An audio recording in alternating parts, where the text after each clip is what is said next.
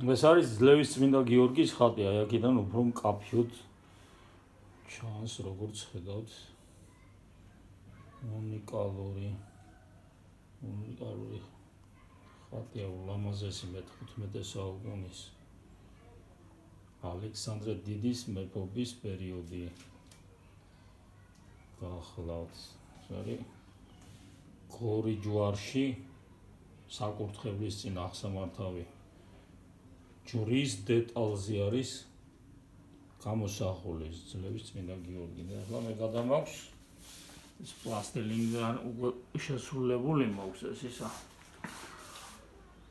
დაფა და აი ამ დაფაზე გადამაქვს ახლა ხაზავ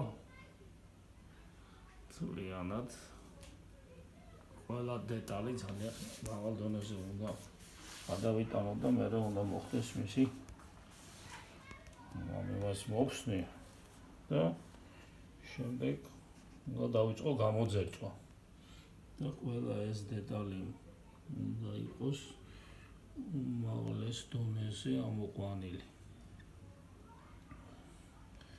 შემდეგ როცა გავაკეთებ უნდა გადავიტანო ჩამოასხა თაბაშირში და მერე უკვე ბრინჯაოში უნდა მოხდეს მისი გადატანა, ანუ ჩამოსხმა მთლიანად. ეს საკმაოდ შრომატევადი პროცესი არის. რა თქმა უნდა და ღვთისშეწევნით იმედია თავირგვინდება ეს საქმე კეთილად და თავად ძლევის წმინდა გიორგი იქნება მფარველი.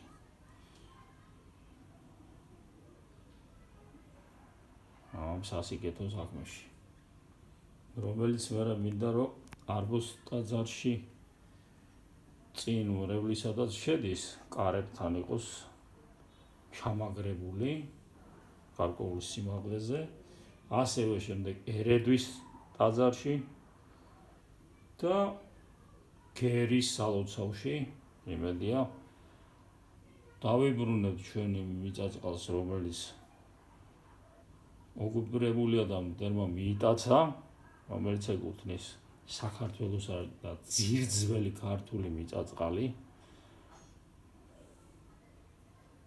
და ამაში ყველაფერში ძლევის წმინდა გიორგი შეგვეწევა და დაგვეხმარება.